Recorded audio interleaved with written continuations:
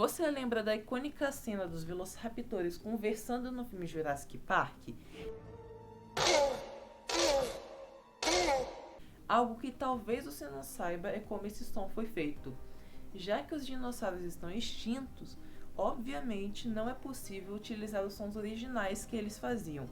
Então é necessário que os criadores de sons utilizem sons de animais que nós temos hoje. Nesse caso, 2 sons utilizados eram de cavalos e gansos, mas um dos principais sons que foram utilizados era simplesmente o de tartarugas acasalando. Confere aí.